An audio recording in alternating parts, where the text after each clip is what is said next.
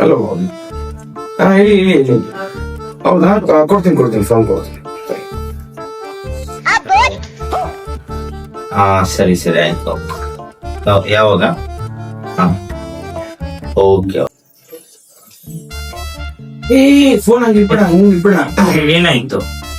ನನ್ ಕ್ಯಾಮ್ರಾಗ ಏನು ಹಾಕ್ಸಿಲ್ಲಪ್ಪ, ಅದು ಸ್ಕ್ರಾಚ್ ಆಗ್ಬಿಡುತ್ತೆ ಇಂಟ್ರ ಫೋನ್.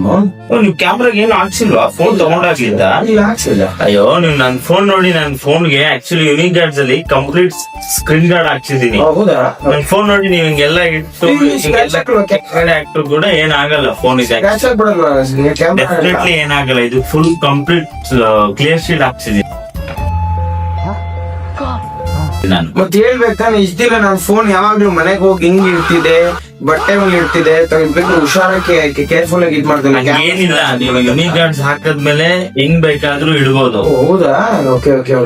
ನೀವು ಹಾಕ್ಸಿದೀರಾ ಅಂತ ಅನ್ಕೊಂಡಿದ್ದೆ. ನೀವು ಹಾಕ್ಸಿಲ್ಲ. ನಾನು ಯಾವಾಗ್ಲೂ ಫೋನ್ ಹಿಂಗ್ ಇಡಕ್ಕೆ ನಂಗೆ ಭಯ ಆಗುತ್ತೆ. ಕಾರ್ ಡ್ಯಾಶ್ ಬೋರ್ಡ್ ಅಲ್ಲಿ ಇಡ್ಬೇಕಾದ್ರು ಸಹ ಹಿಂಗೆ ಹುಷಾರಾಗಿ ಹೊರಗಡೆ ಹಿಂಗೆ ಇಡಲ್ಲ. ಯುನಿಕ್ ಗಾರ್ಡ್ಸ್ ಹಾಕ್ಸಿದ್ಮೇಲೆ ನೀವ್ ಈ ತರ ಯೋಚನೆ ಮಾಡೋ ನೆಸೆಸಿಟಿ ಇರಲ್ಲ. ಯೂಸರ್ ಫ್ರೆಂಡ್ಲಿ ಯಾವ ತರ ಫುಲ್ ಏರಿಯಾ ಇಲ್ಲ. ನಾನು ಹಾಕ್ಸಿದ್ದೀನಲ್ಲ, ನೀವು ನೋಡಿ ಕ್ಯಾಮ್ರಾ ಸೈಡು ಬಾಟಮ್ ನೋಡಿ ಇದೆಲ್ಲ ಕೂಡ ಹಾಕೊಟ್ಟಿದ್ದಾರೆ. ಆಕ್ಚುಲಿ ನಾನು ಏರ್ ತಗೊಂಡಾಗ ತುಂಬಾ ಕಡೆ ವಿಚಾರಿಸಿದೀನಿ, ಇಲ್ಲೆಲ್ಲ ಯಾರು ಹಾಕೊಟ್ಟಿಲ್ಲ.